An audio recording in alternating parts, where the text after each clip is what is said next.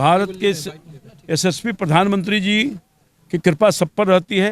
मैंने पुनः अनुरोध किया कोल डिपार्टमेंट से, कोल इंडिया के माध्यम से मैंने जब आग्रह किया था, कोल इंडिया ने तय कर लिया और 2 करोड़ रुपये की राशि मेरे आग्रह पर आवंटित कर दी है। ये जो फक्कर महतो घाट जो आप देख रहे हैं, ये भी भारत सरकार के नमामि गंगा योजना के माध्यम से, मेरे ही माध्यम से करवाया गया था। और पुनः हमने ये तय किया है कि पटना के तर्ज पर घाट में आरती की व्यवस्था हो। वो आरती की व्यवस्था के लिए यहाँ निर्णय लिया है। 2 करोड़ रुपया भारत सरकार का कोल इंडिया दे रही है और मैं समझता हूँ कि बहुत जल्द यहाँ आरती की व्यवस्था भी भव्य ढंग से हो जाएगी। यहाँ पर दुकान भी बनेगा, गैलरी बनेगा, शेड बनेगा, यानी एक नया चीज़ जैसे कि पटना में होता है गंगा आरती, उसी तरह से दानापुर के ही वासी नहीं, दानापुर में दानापुर के ही वासी नहीं आते हैं, बल्कि बिहार के हर कोने के लोग आते हैं जो यहाँ रहते हैं, और पटना से भी लोग आकर के यहाँ गंगा आरती देखने का काम करेंगे। क्योंकि खूबसूरत होगा वो पल। हम वहाँ पर कई तरह की लाइटिंग वाइटिंग की व्यवस्था, पार्किंग की व्यवस्था, दुकान की व्यवस्था, नाश्ता पानी की व्यवस्था, ये सब कुछ का एक DPR बन रहा है। हमने आग्रह किया पिछले 6-7 महीना से, जिलाधिकारी को मैंने कहा है, जिलाधिकारी के माध्यम से ही ये काम होना है, पैसा वहीं आएगा और उन्हीं के माध्यम से काम होना है। तो मैं समझता हूँ कि थोड़ा विलम्ब हो गया है, मगर जल्दी जो काम DPR का बचा हुआ है बना करके तुरंत कोल इंडिया को भेजे। जैसे ही कोल इंडिया के पास जाएगा 5 दिन के अंदर, 7 दिन के अंदर पैसा आ जाएगा और काम जिला प्रशासन के देखरेख में होगा। ये योजना पे आप सुन रहे थे, इन्होंने कहा कि इस जगह पे जहां हम हैं फक्कर महतो घाट, और यहाँ भी गंगा आरती का आयोजन किया जाए, ये सुनिश्चित किया गया है और उम्मीद करते हैं कि बहुत जल्द यहाँ जो है सुचारू ढंग से वो देखने को मिलेगा। और सबसे बड़ी बात है जितेंद्र के यहाँ जब गंगा आरती होंगे काफ़ी दूर दूर से लोग आएंगे, आस्था और विश्वास के साथ, श्रद्धा के साथ, भक्ति भाव से लोग आते हैं। बनारस की घाटों पे आपने देखा होगा कि हर शाम वहाँ दीप जलाए जाते हैं, वहाँ आरती भजन कीर्तन होता है। उसी तर्ज पे पाटलिपुत्रा के सांसद रामकृपाल यादव जी ने कहा कि हमने 6 महीना से निरंतर प्रयास बनाया हुआ है, बहुत जल्द यहाँ भी देखने को मिलेगा कि दूर दराज से भी लोग गंगा आरती में आएंगे। देश और दुनिया के खबरों के लिए हमारे चैनल को सब्सक्राइब करना ना भूलें। जय हिंद, जय भारत।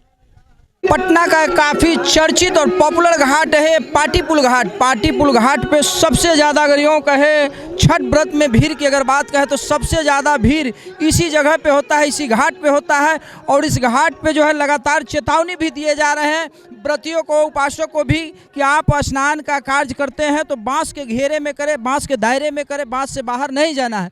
यह घाट काफ़ी पॉपुलर है और यहाँ हमेशा से जितेंद्र देखा गया है कि यहाँ बहुत ज़्यादा भीड़ होता है। इस जगह पे काफ़ी ज़्यादा दूर दूर से लोग, श्रद्धालु जो हैं या उपासक की बात करें तो काफ़ी दूर दूर से लोग आते हैं और व्यवस्था को चाक चौबंद बनाया जा रहा है कि कहीं किसी श्रद्धालु को या उपासक को परेशानी ना हो।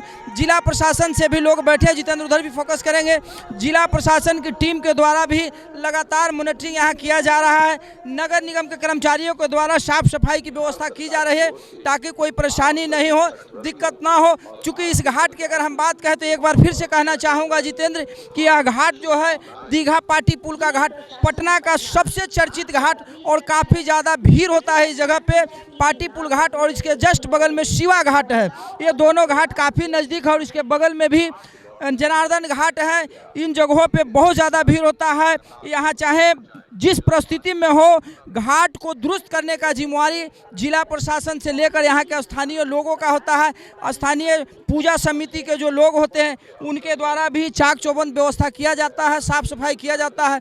और सबसे बड़ी बात जितेंद्र की लोक आस्था का महापर्व है। इस पर्व को लोग बहुत ही सच्चे दिल से कहे या फिर आस्था विश्वास से कहे, मतलब बहुत ज़्यादा ये विश्वास होता है लोगों में।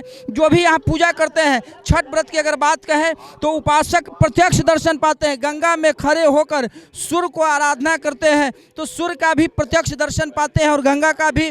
और इस व्रत को व्रती के द्वारा या फिर उपासक के द्वारा डायरेक्ट किया जाता है। इसमें ऐसा कोई मंत्र नहीं है जो इसके लिए किसी तीसरे आदमी को बुलाया जाए, और बहुत ही श्रद्धा से लोग करते हैं, बहुत ही आस्था और विश्वास की बात होती है।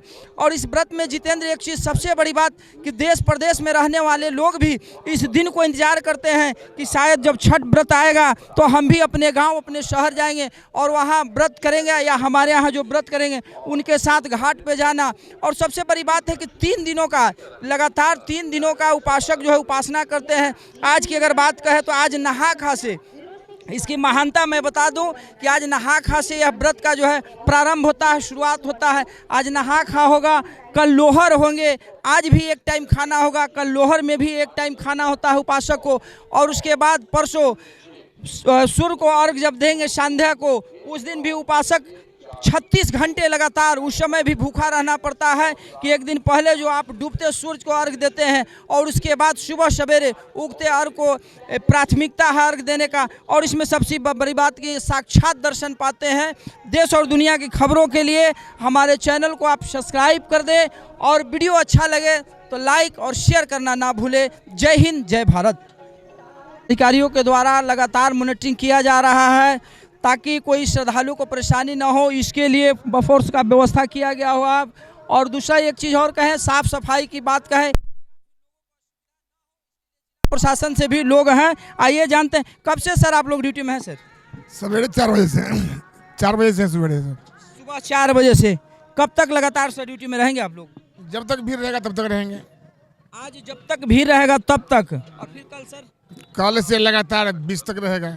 कल से लगातार 20 तक रहेंगे। इस व्रत की महानता इतनी ज़्यादा है साहब कि लोग दूर दराज से आते हैं। आप लोग लोगों की खातिर सेवा के लिए आप अपने घर नहीं जाते हैं सर, कैसा लगता है सर? थोड़ा तो बोर्ड फील होता है, थोड़ा लगता होगा सर। हाँ, कि हम लोग जिम्मेवारी आपके इस कंधे पे है, जवाबदेही है, तो रुकना पड़ेगा, टिकना पड़ेगा सर। जी जी जी जी आस्था विश्वास की बात कहें तो बहुत ज़्यादा, बहुत बढ़िया है जी, पूरे विश्वास के साथ लोग, विश्वास के साथ। हाँ।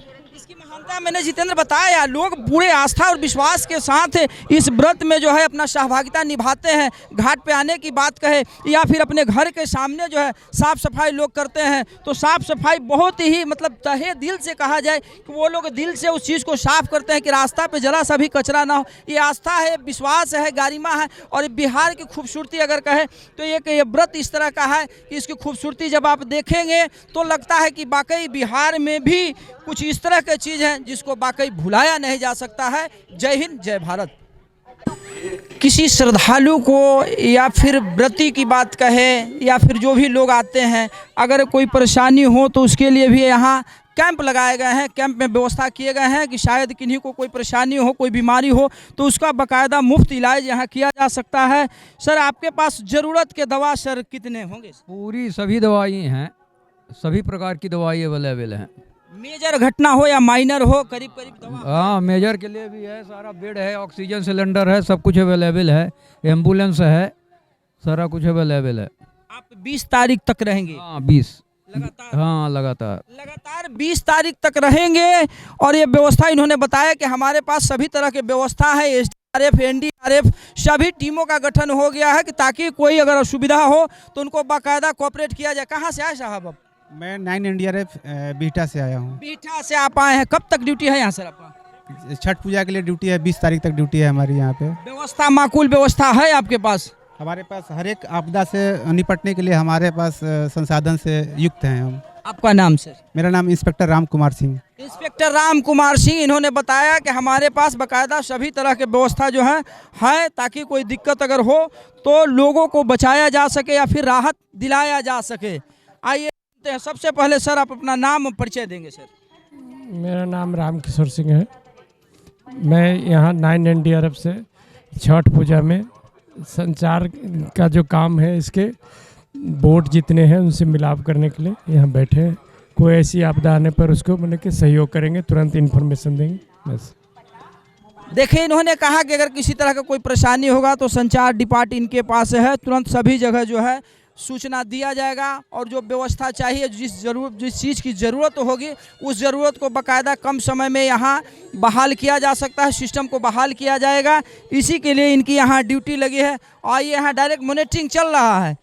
एनडीआरएफ से सभी लोग लगातार जो है घाटों का निरीक्षण भी हो रहा है, यहाँ से देख रहे हैं। सर क्या कर रहे हैं सर अभी आप?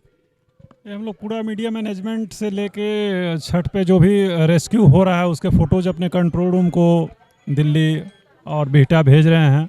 जो भी एक्टिविटी हमारी एनडीआरएफ कर रही है उसका पूरा जो रिपोर्टिंग है वो गांधी घाट को और बिहटा को कंटिन्यू हम लोग दे रहे हैं। और किसी भी आपदा से निपटने के लिए हम लोग एकदम तैयार हैं, हमारी पूरी टीम लगी है।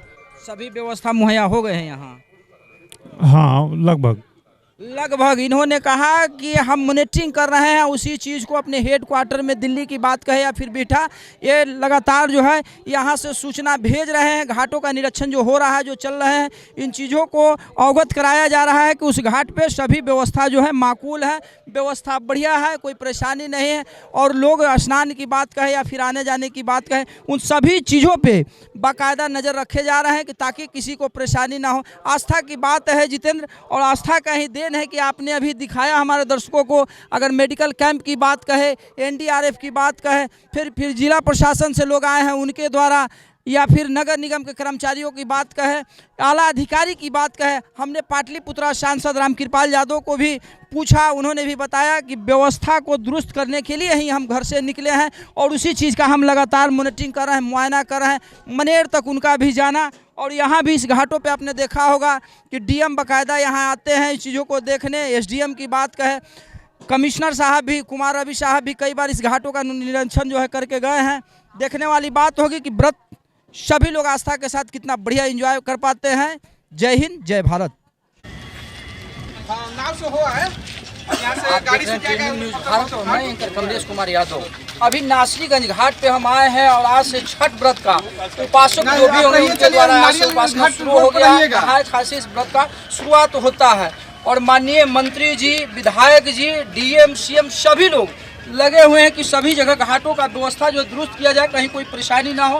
रामकृपाल यादव जी हमारे साथ, धरती पकड़ नेता, एक उम्मीद का दिया, एक उम्मीद का किरण। आप देखते हैं इनको, कई बार आपने देखा है कि जहां कोई लोग पहुंचने को तैयार नहीं होते हैं, अक्सर रामकृपाल आप पहुंच जाते हैं। सर आपका स्वागत है और ये जानना चाहेंगे आप जो मुआयना करें इसमें सर क्या लग रहा है इस बार? नासरीगंज घाट से हम लोगों ने प्रारंभ किया। नगर परिषद दानापुर का जो रेंज स्टार्ट होता है, हर साल हम लोग घूमते, इस बार भी घूम रहे हैं।